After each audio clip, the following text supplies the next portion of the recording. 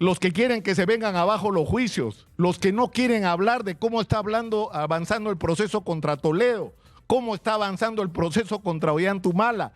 No han dicho nada sobre Susana Villarán. Fíjense, después de tanto palabreo sobre Susana Villarán y los caviares. Uno de los problemas más serios que enfrenta el Perú y que lo enfrenta históricamente, como diría Alan García, es el de la corrupción. La corrupción, como lo señaló el historiador Alfonso Quirós en su extraordinario documento, su libro La historia de la corrupción en el Perú, comenzó incluso desde los días de la colonia, en que los funcionarios en el Perú de la corona le roban al rey. Y eso continuó durante la República y fue como parte del ADN nacional. Es decir, el hacer política en el Perú históricamente ha estado asociado a la corrupción. Es decir, haces política para tomar el control del aparato del Estado y una vez que tomas el control del aparato del Estado, lo que haces es enriquecerte. Es decir, es el camino corto para hacer fortuna.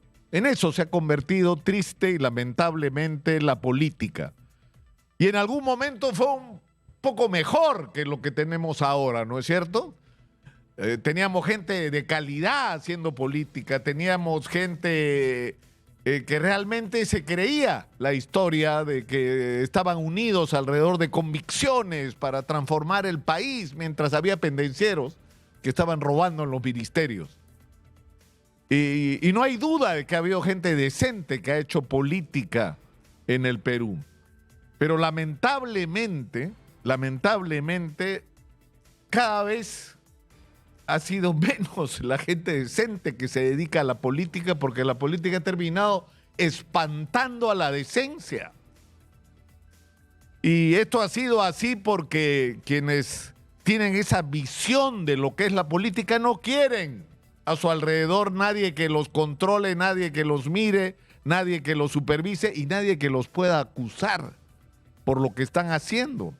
Entonces ha habido una especie de depuración inversa, no de purificar en el sentido positivo, sino negativo. La política ha sido cada vez más a lo largo, sobre todo de los últimos años, ha ido eliminando a la gente de bien. Y lo que tenemos ahora es espantoso. Ahora, esto tiene modus operandi, pues, la política y la corrupción. Es decir, hay en el Estado peruano todo un sistema, porque esto es sistémico, toda una estructura de cómo funciona la corrupción. Por ejemplo, tiene que ver con que si tú llegas al gobierno, el 5% de los funcionarios públicos los puedes nombrar tú. 5%. Pero ¿quiénes son esos componentes de 5%? Los que contratan, los que nombran, los que licitan, los que compran, los que manejan el billete y por lo tanto los que roban.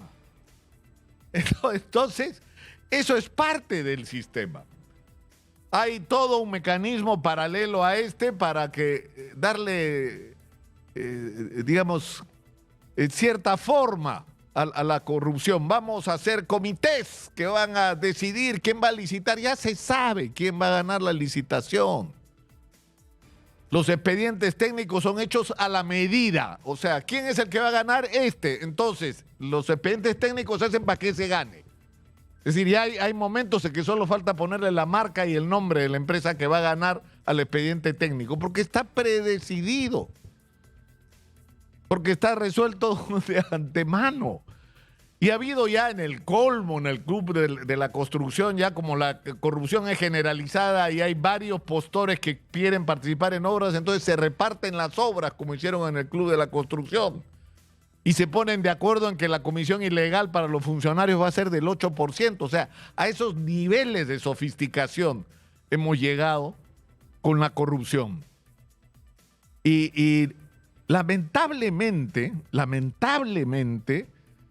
uno podía decir pues que durante el gobierno, por ejemplo, de don Fernando Belaúnde Terry hubo corrupción y él no fue parte de ella. Yo estoy convencido de que él no fue parte de la corrupción.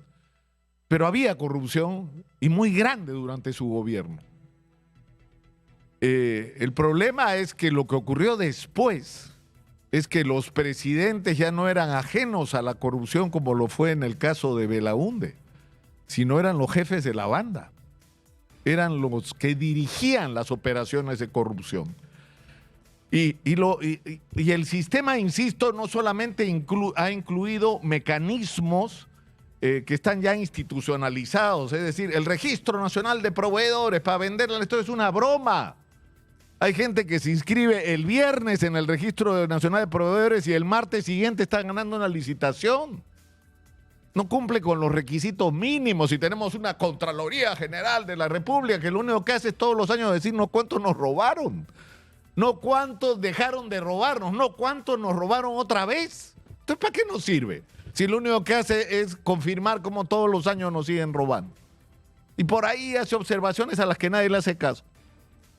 Entonces tenemos institucionalizada la corrupción y si no acabamos con ella, porque el problema no es solo que la corrupción significa que nos están robando y yo estoy absolutamente seguro que es muchísimo más que los 25.000 millones de soles anuales que dice la Contraloría que nos roban, que en 10 años son 250.000 millones y que en 40 años son 1.000 millones de...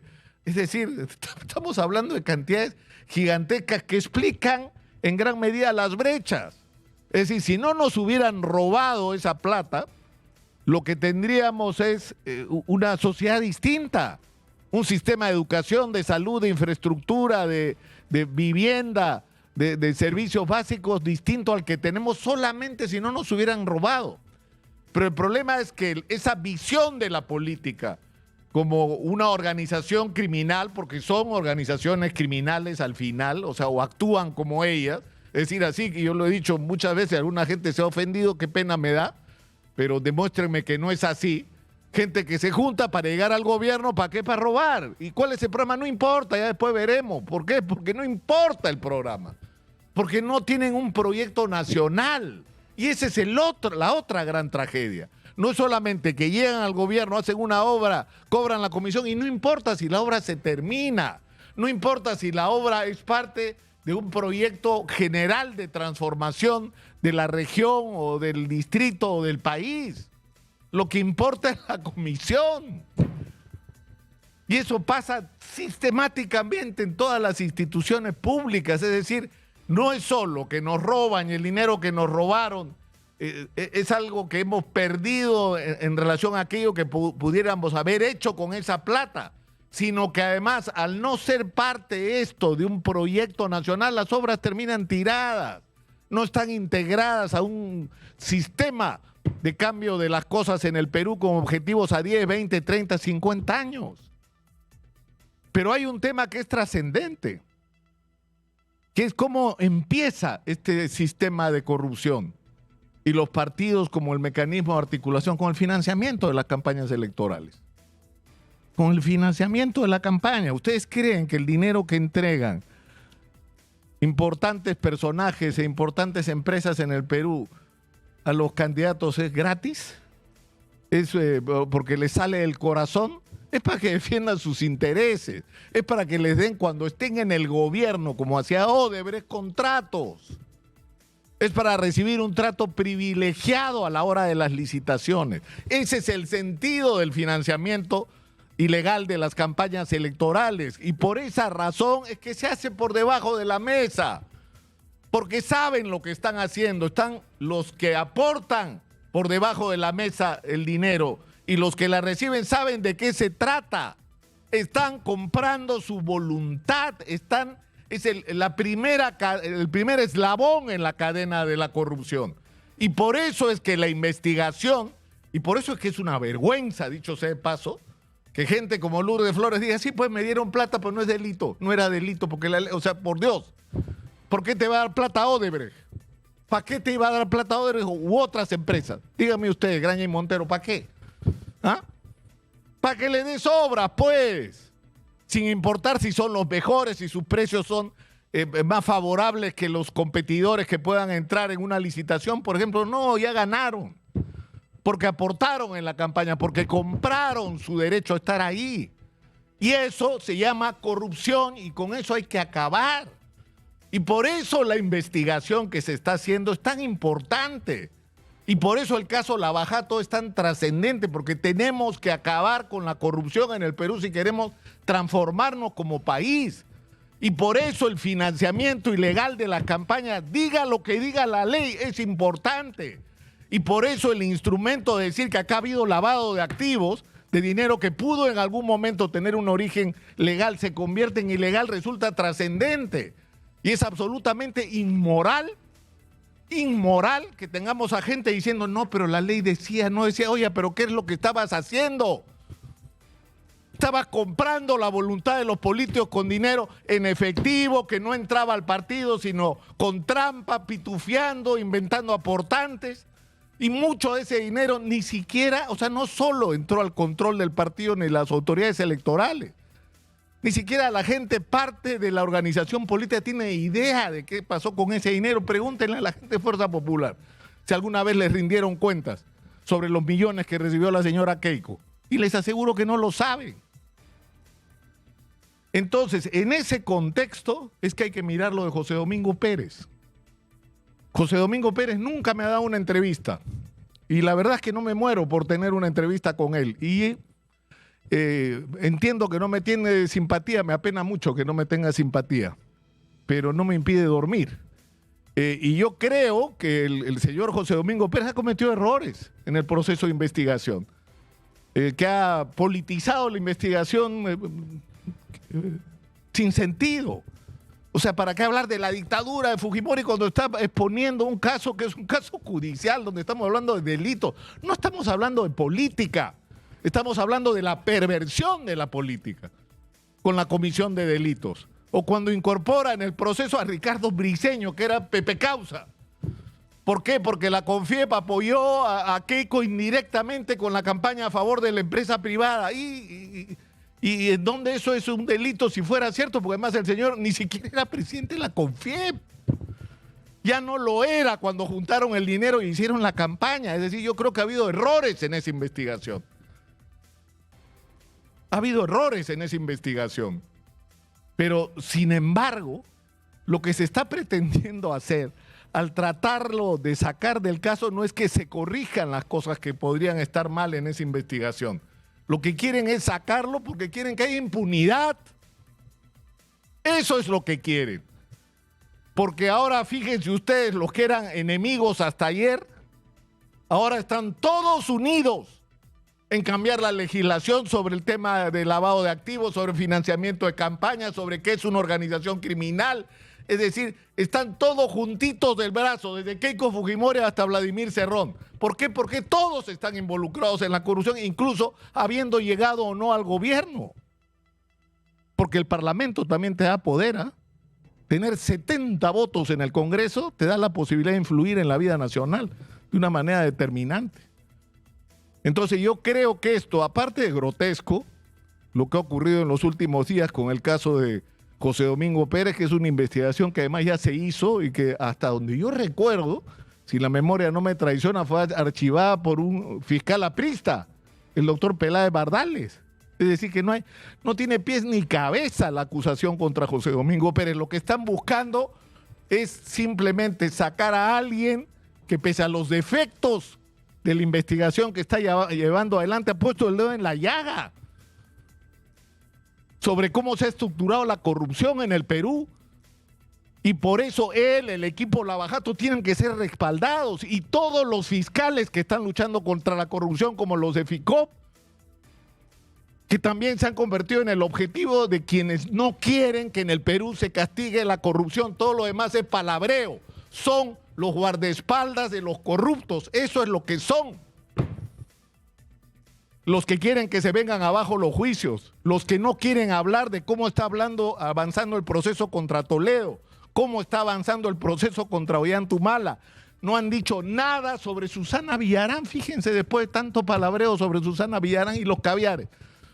Sabían que el proceso contra Susana Villarán finalmente va a empezar, no por decisión de la Fiscalía, que hace rato presentó el caso de Susana Villarán al Poder Judicial. Ya terminó el control de acusación de la señora Susana Villarán. Y empieza el juicio ahorita contra Susana Villarán y va a ir a la cárcel, va a ir a la cárcel un montón de tiempo la señora, por lo que hizo, porque traicionó como los otros a sus electores, porque fue parte del sistema de corrupción, porque aceitó además el sistema. Pero también hay que decir que yo no me creo la historia pues de que ella actuó sola, y como tampoco me creo la historia de que el único responsable de los latrocinios de Alejandro Toledo es él solito, y un par de judíos que había al lado, ¿no es cierto? Los demás no tienen nada que ver. Mentira, mentira. Eran redes de corrupción que estaban articuladas, sin las cuales hubiera sido imposible que Alejandro Toledo cumpliera los compromisos con quienes se lo habían bancado y habían comprado su voluntad. Pero yo creo que es con esos ojos con los que hay que mirar el caso de José Domingo Pérez. O sea, yo creo que el fiscal Pérez se equivoca al politizar el caso, al darle un sesgo, se equivoca en temas como el de Ricardo Briceño, pero es una persona a la que hay que defender en una circunstancia como esta, porque los peruanos tenemos derecho a conocer toda la verdad y que este juicio termine, en el caso de Keiko y en todos los demás, con los responsables de haber traicionado la voluntad popular, traicionado a sus electores y sobre todo traicionado al país, y que reciban el castigo que merecen.